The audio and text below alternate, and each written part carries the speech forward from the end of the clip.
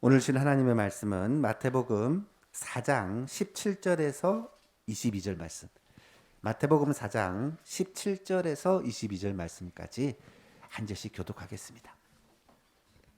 한 절씩 교독합니다. 이때부터 예수께서 비로소 전파하여 이르시되 회개하라 천국이 가까이 왔느니라 하시더라.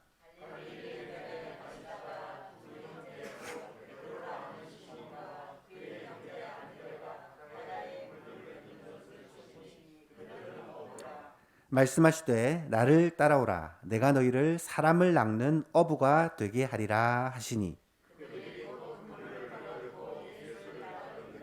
거기서 더 가시다가 다른 두 형제 곧 세베대의 아들 야고보와 그의 형제 요한이 그의 아버지 세베대와 함께 배에서 그물 깁는 것을 보시고 부르시니 예수를 따르니라. 아멘. 2022년이 시작된 지가 정말 엊그제 같은데 벌써 3월이 되었습니다. 세월 참 빠르죠. 요즘 들어서 세월이 빨리 간다는 느낌이 실감이 나고 있습니다. 여러분 사실 3월이면 봄의 시작입니다. 이제 매화나 이런 빨리 피는 꽃들은 벌써 움을 돋고 꽃을 피우기 시작할 때가 되었고요. 봄의 기운이 느껴지지 않은데 아직까지 겨울이다, 춥다라는 생각이 먼저 드는 것 같습니다. 실제로 예년에 비해서 기온이 낮은 탓도 있겠지만 이 코로나가 창궐한 이때에 우리의 몸과 마음이 더 움츠러들기 때문에 어쩌면 더 춥게 느껴지는 것이 아닐까라고 생각을 하게 됩니다. 여러분 우리는 지난주 부흥사경회를 통해서 우리에게 진정한 회복을 원하시는 하나님 아버지의 마음을 우리가 분명히 깨닫게 되었고 또 우리 자신을 돌아보고 하나님께서 우리에게 원하시는 것이 무엇인지를 우리가 분명히 알게 되었습니다.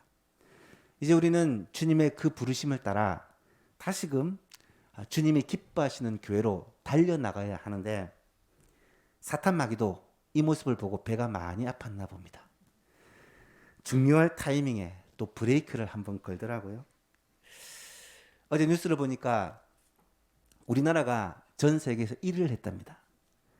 영예로운 1위를 한 게 아니고 코로나 환자 수가 전 세계에서 제일 많았대요. 한 주 동안. 주요 선진국들이나 인구가 많은 나라들에서는 이미 코로나가 대유행을 지나고 이제 안정화를 찾고 있는데 우리나라는 거의 매주 피크를 갱신하면서 환자의 수가 늘어나고 있죠. 그러다 보니까 어쩔 수 없이 코로나 청정 지역이었던 우리 예소망 교회마저도 코로나 환자들이 한 명씩 한 명씩 그렇게 생겨나고 있습니다. 어쩔 수 없는 것 같아요. 하지만 여러분 한번 잘 생각해 보십시오. 코로나가 매우 심각하고 치명적일 때는 하나님께서 우리 예소망 교회를 품에 품고 지켜주셨습니다. 그런데 오미크론 변이가 유행하면서 이제 코로나가 기세가 많이 꺾여서 코로나에 걸리더라도 생명까지 지장되는 일은 거의 없고 폐까지 이 균이 가지 않고 간단한 감기, 독감 정도로 끝난다고 하니까 이제서야 기하급수적으로 늘어나고 있습니다.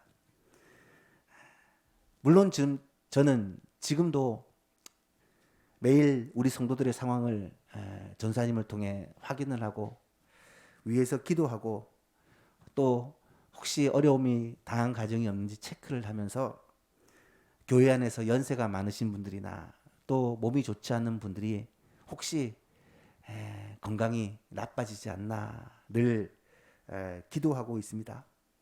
교회에서 혹시나 감염이 발생하지 않도록 늘 소독하고 또 조심하고 그렇게 힘쓰고 있습니다. 그럼에도 불구하고 어떤 생각이 드냐면 이런 어려운 환경과 상황 속에 교회가 해야 할 본질에 더 집중하고 더 애를 쓰면 하나님께서 그 모습을 훨씬 더 귀하게 보시지 않겠나라는 생각을 갖게 됩니다.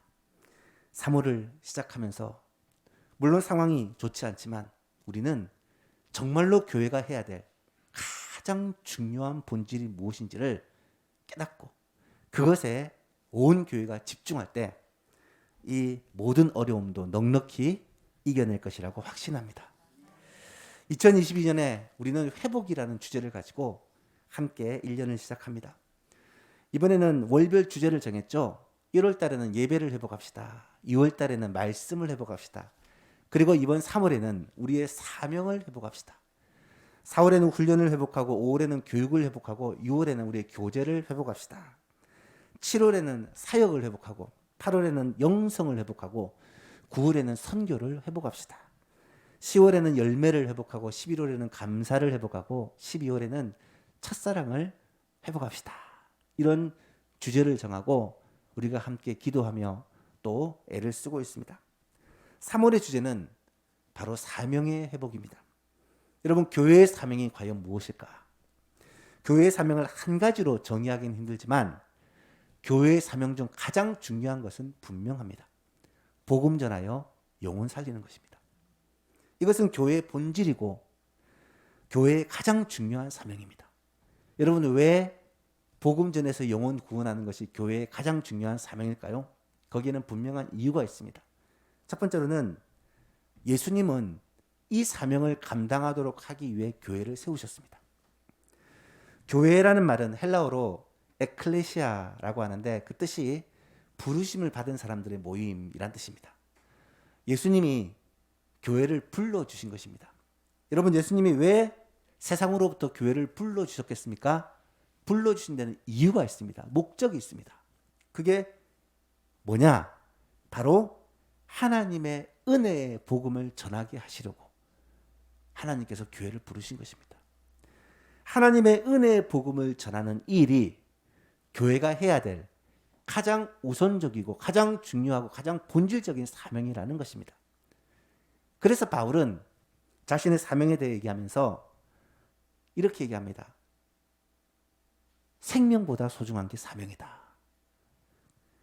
사도행전 20장 24절에 보니까 내가 달려갈 길과 주 예수께 받은 사명 무엇입니까? 곧 하나님의 은혜의 복음을 증거하는 일을 증언한 일을 마치려 하면은 나의 생명조차 조금도 귀한 것으로 여기지 아니하노라. 생명과도 바꿀 수 없는 사명, 이 교회가 해야 할 그 사명이 뭐냐? 주의 은혜의 복음을 전하는 것, 하나님의 은혜의 복음을 전하는 것이다 라는 것이죠. 두 번째로 교회는 영혼을 구원하는 곳이 되어야 하고 또 영혼을 회복하는 곳이 되어야 합니다. 교회는 믿지 않는 사람이 교회에 들어와서 예수를 믿고 하나님의 자녀가 되는 그런 영혼 구원의 통로가 되어야 합니다. 그래서 교회에서는 복음을 전파합니다. 이 복음이라는 것은 예수 그리스도의 죽으심과 부활의 소식이고 예수 그리스도를 믿음으로 말미암아 구원을 받고 영생을 얻게 된다는 분명한 메시지입니다. 그 복음 메시지를 교회에서는 항상 전파하는 것입니다.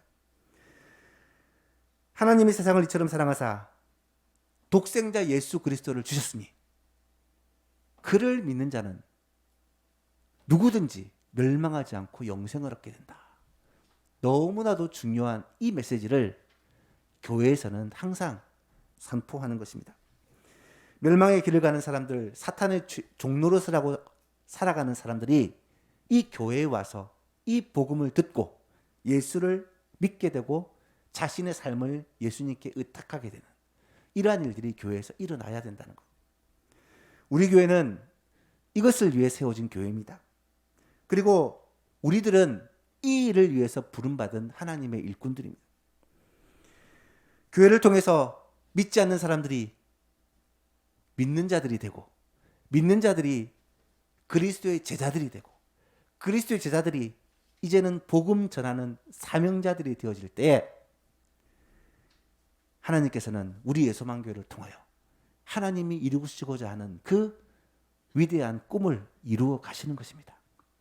그래서 우리 예소만교회는 복음을 전하여 영혼을 구원하고 그들을 하나님의 사람으로 세워 또 복음 전도자로 파송하는 이 일을 계속하는 것이죠. 그것이 교회의 사명이라는 것입니다. 세 번째로, 따라서 우리는 이 사명을 감당하기 위해 정말 최선을 다해야 한다는 것입니다.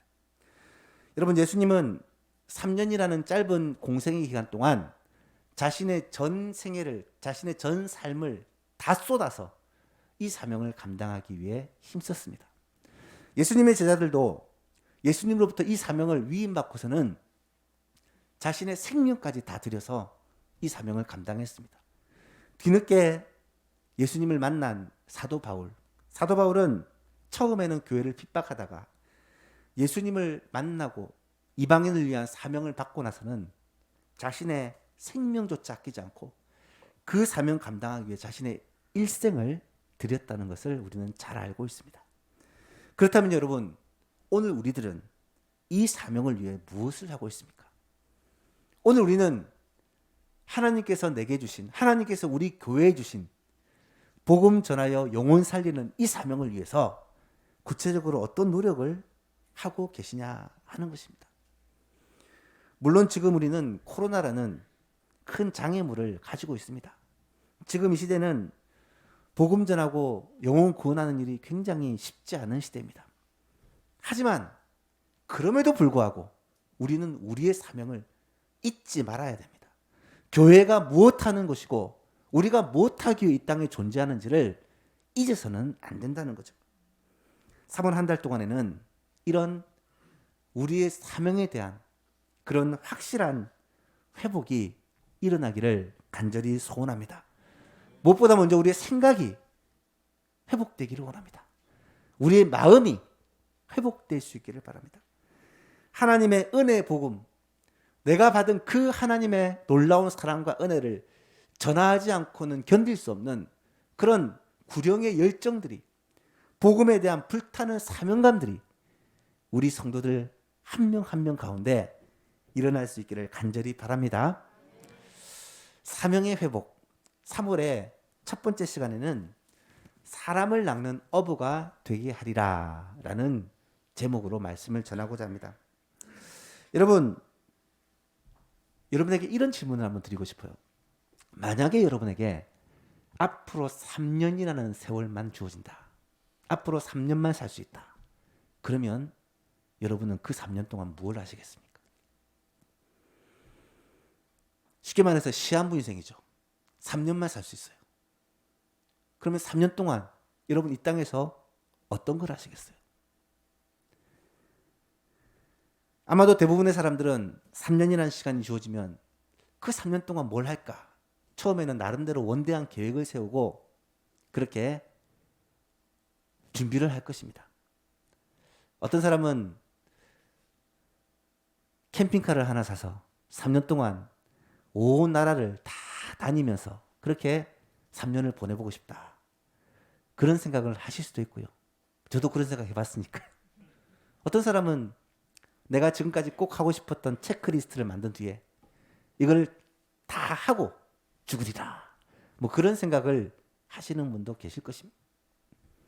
하지만 아마 대부분의 사람들은 하고 싶은 게 있어도 돈이 없고 건강이 안 되고 형편이 안 돼서 포기를 하고 그냥 남은 3년을 별 의미 없이 보내다가 그렇게 이 세상을 떠나게 될 확률이 굉장히 높습니다.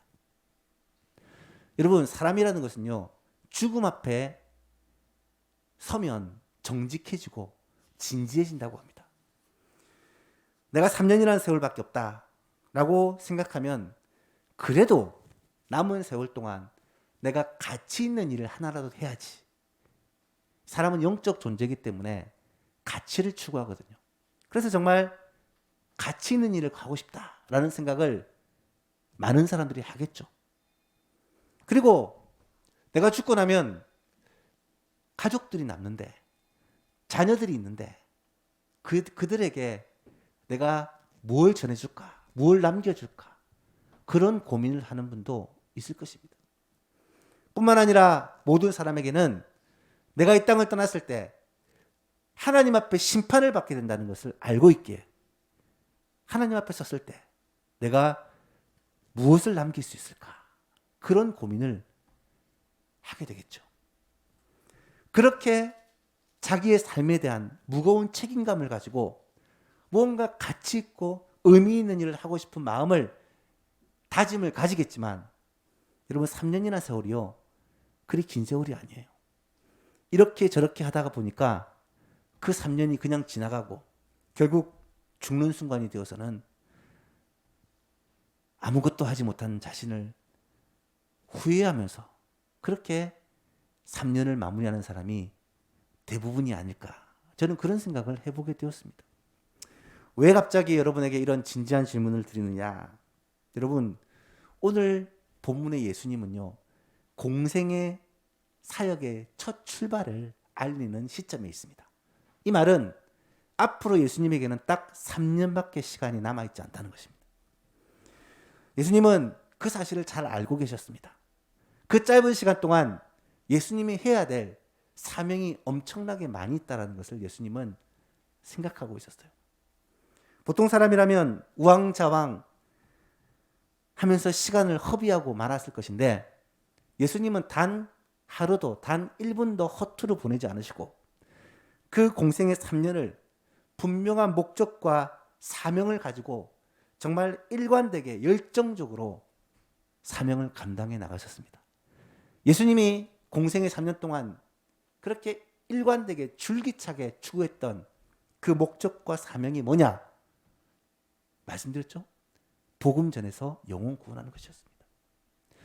복음 전하여 영혼 구원하는 이 일을 위해 예수님은 3년을 투자하셨는데 잘 생각해 보시면 예수님은 그것을 위해서 이 땅에 오신 거예요.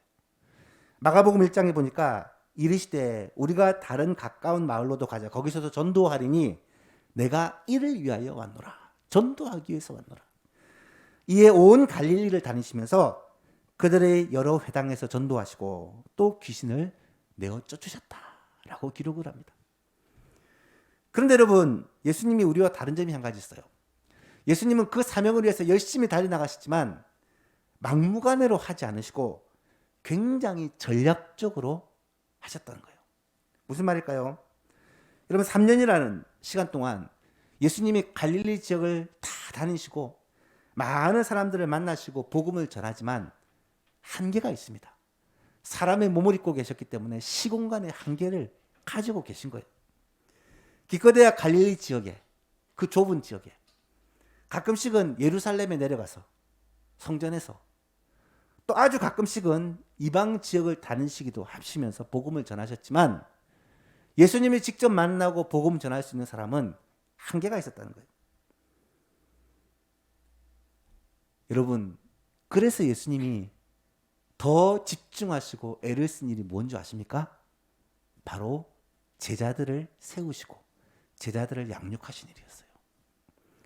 예수님은 제자 삼는 사역을 가장 심혈을 기울여 했다는 것을 알게 됩니다. 12명의 제자들을 친히 선택하여 부르시고 그들에게 3년 동안 예수님의 모든 것들을 다 쏟아 부으시는데요. 그 제자 삼는 사역의 첫 번째 내용이 바로 오늘 본문의 내용이라는 거예요. 그래서 의미가 있는 내용입니다. 본문을 다시 한번 보시면 18절에 보십시오. 갈릴리 해변에 다니시다가 두 형제 곧 베드로라 하는 시몬과 그의 형제 안드레가 바다에 금을 던지는 것을 보시니 그들은 어부라. 말씀하시되 나를 따라오라. 내가 너희를 사람을 낚는 어부가 되게 하리라 하시니 그들이 곧 그물을 버려두고 예수를 따르니라. 베드로와 안드레 이 두 형제는 예수님이 처음으로 부르신 제자들입니다. 그리고 조금 더 가시다가 또 두 형제를 부르시는데 야고보와 요한입니다. 21절에 보니까 거기서 더 가시다가 다른 두 형제 곧 세베대의 아들 야고보와 그의 형제 요한이 그의 아버지 세베대와 함께 배에서 금을 깁는 것을 보시고 부르시니 그들이 곧 배와 아버지를 버려두고 예수를 따르니라. 잘 보시면 여러분 예수님의 이 첫 번째 부르심 이 두 사건에는 공통점이 있습니다. 어떤 공통점이 있습니까? 먼저 예수님은 제자를 부르실 때 생업의 현장에서 열심히 일하고 있는 제자들을 직접 찾아가셔서 그들을 부르셨습니다. 두 형제들의 직업은 모두 어부입니다. 갈릴리 바다에서, 갈릴리 바다 사실은 호수죠. 호수에서 물고기를 잡는 어부들입니다. 바다에서 물고기를 잡기 위해서는 열심히 그물을 던져야 되죠. 그래서 베드로와 안드레는 그물을 던지고 있을 때 부르십니다. 그리고 그물질을 마치고 나면 다음 작업을 위해서 이 그물을 손질을 해야 됩니다. 찢어진 그물을 기워야 돼요. 배에서 그물을 깁고 있을 때 예수님이 야고보와 요한을 부르셨습니다. 생업을 위해서 열심히 일하고 있을 그때에 하나님이 베드로와 안드레, 야고보, 요한을 부르신 것입니다. 그것도 예수님은 직접 그들을 찾아가셔서 그 삶의 현장으로 찾아가셔서 그들을 부르십니다.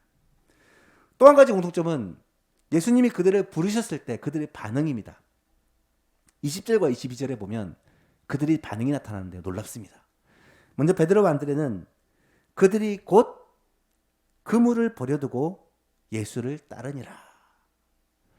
야고보 요한은 22절에 보니까 그들이 곧 배와 아버지를 버려두고 예수를 따르니라. 상식적으로 생각했을 때 지금 그들이 일하고 있고요. 지금 물고기를 잡고 있는데 예수님이 부르시면 이거 일하던 거 정리하고 또 지금 제가 하고 있는 일이 있는데 이것을 좀 정리를 하고 난 다음에 예수님 따르겠습니다. 이렇게 해야 정상일 것 같은데 놀랍게도 성경은 곧 버려두고 예수님을 쫓았다. 지금 물고기 잡고 있는 그물도 버려두고 지금 물고기 잡고 있는 배도 버려두고 심지어 아버지마저 버려두고 예수님을 따랐다는 거예요. 물론 그렇다고 해서 이들이 무책임하게 모든 걸 다 팽개쳐버리고 가족들마저 다 모른 척하고 주님을 따랐다라는 의미는 아닙니다. 왜냐하면 다른 복음서와 함께 연결시켜보면 베드로는 이미 이때 결혼을 해서 가정을 갖고 있는 사람이었고 야고보와 요한은 사실 예수님과 친인척 관계에 있는 사람입니다. 또 이후에 예수님께서 가버나움에 가셨을 때 이 베드로의 장모의 집에서 유하시는 것으로 보아 또 야고보 요한의 어머니인 살로메는 예수님의 가장 든든한 후원자가 되는 것으로 보아서 이들이 예수님을 따르는 후에도 가정에 모른 척한 게 아니라 가정에서 나름대로 역할을 했다라는 것을 알 수가 있습니다. 그렇지만 오늘 본문에서 강조하는 것이 뭐냐? 이 본문에서 강조하는 것은 우선순위라는 거예요. 우선순위. 예수님이 그들을 제자로 부르셨을 때 그들이 최우선순위를 예수님의 이 부르심에 두었다라는 거예요. 어떻게 할 수 있느냐? 20절과 22절을 다시 한번 비교해서 보십시오. 그들이 곧 똑같습니다. 그물을 버려두고 배와 아버지를 버려두고 똑같습니다. 예수를 따르니라. 예수를 따르니라. 곧이라는 말은 시간에 있어서 우선순위를 말하는 것이고 버려두었다라는 말은 경중에 있어서 우선순위를 말하는 것입니다. 이 말은 예수님을 따르는 이 일에 시간도 중요도도 가장 우선순위를 두었다라는 말이에요. 그런데 왜 이들은 예수님의 부르심에 최우선순위를 두었을까? 왜 즉시 배와 아버지와 그물도 다 버려두고 예수님을 따른 것일까? 그들이 예수님을 따르게 된 그 이유는 예수님의 효과적이고 확실한 부르심의 그 비결이 있습니다. 19절 말씀을 같이 한번 읽어봅시다. 19절 시작.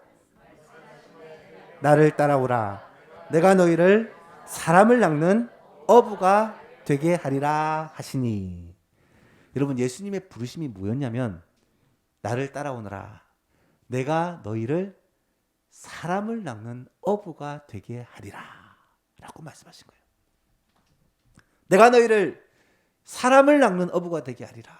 이 말씀이 베드로와 안드레, 야고보와 요한의 마음에 깊이 와서 박혔다는 말입니다. 여러분 이것은 부르심이자 동시에 약속이고 동시에 사명이라고 말할 수 있습니다. 예수님은 나를 따라오면 사람을 낚는 어부가 되게 해줄게 약속을 하신 것이고, 너를 사람을 낚는 어부로 지금 부르고 있다라는 우리의 사명을 주신 것입니다. 여러분, 사람을 낚는 어부가 된다는 말이 무슨 말일까요? 이것은 물론 그들이 이해할 수 있는 방법으로 예수님이 비유를 든 것입니다. 만약에 그 사람들이 직업이 광부였다고 하면 사람을 캐는 광부가 되게 하리라, 이렇게 말씀하셨겠죠. 그들이 상인이었다고 하면 사람을 사는 상인이 되게 하리라, 이렇게 비유를 드셨을 것입니다.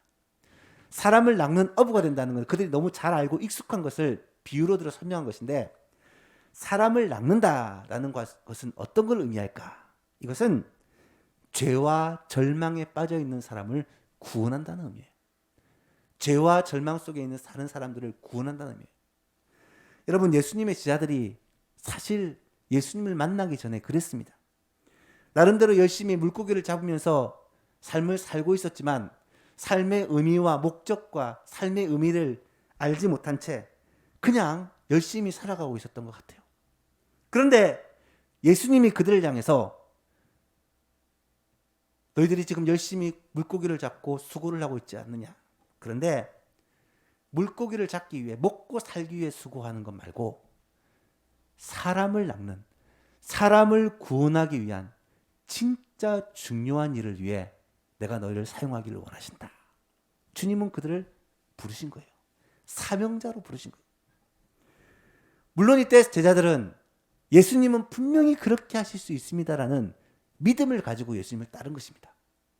이것도 오늘 본문만을 가지고는 잘 알 수 없지만 다른 성경과 비교해서 생각해 보면 이 안드레는 이미 예수님을 자기의 스승이었던 세례 요한을 통해 소개를 받은 자입니다.